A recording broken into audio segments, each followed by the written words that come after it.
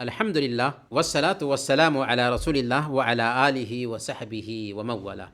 پیارے بھائیوں اور دینی بہنوں، السلام علیکم ورحمۃ اللہ وبرکاتہ۔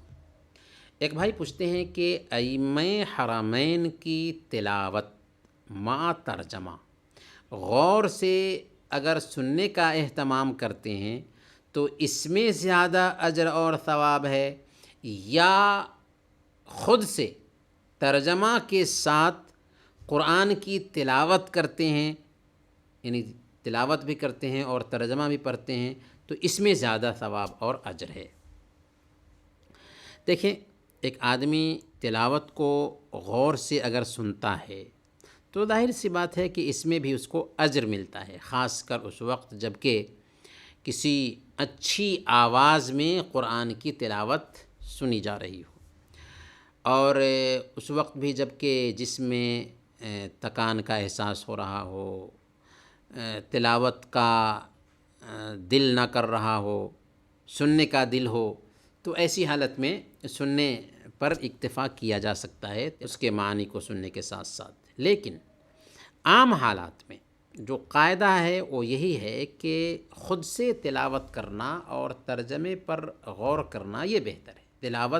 تلاوت ہے، اس کا بہرحال اہتمام کرنا چاہیے، لیکن کبھی کبھار سننے کی خواہش ہے تو سن بھی سکتے ہیں، اور اس میں بھی ہمیں ثواب ملے گا۔ اللہ کے نبی صلی اللہ علیہ وسلم نے خود حضرت ابن مسعود رضی اللہ تعالی عنہ سے ایک دن کہا تھا کہ اقرأ علیہ، کہ کچھ قرآن کی تلاوت کرو، تو انہوں نے کہا کہ یا رسول اللہ کیا آپ کو سناؤں جب کہ آپ ہی پر قرآن اترا ہے؟ تو انہوں نے کہا کہ میں چاہتا ہوں، میں پسند کرتا ہوں کہ کسی دوسرے سے سنوں، انی احب ان اسمعہ من غیری، میں چاہتا ہوں، پسند کرتا ہوں کہ قرآن کی تلاوت کسی دوسرے کی زبان سے سنوں۔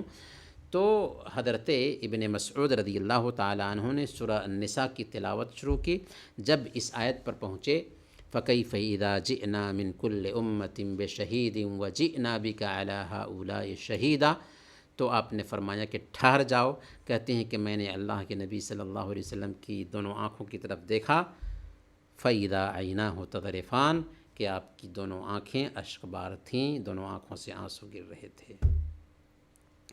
تو خلاصہ یہ سمجھیں کہ سننے میں کوئی حرج نہیں، سننا بھی چاہیے، لیکن تلاوت کرنے کا بھی اہتمام کرنا چاہیے، کیونکہ اس کی الگ حیثیت ہے اور اس میں ایک انسان کو زیادہ خوشو ملتا ہے۔ ہاں، اگر دل چاہتا ہے تلاوت سننے کا تو سننے میں بھی کوئی حرج کی بات نہیں ہے، اس کا بھی اہتمام کرنا چاہیے اور تلاوت کا بھی اہتمام کرنا چاہیے۔ وصلی اللہ علی نبینا محمد وعلی آلہ وصحبہ اجمعین۔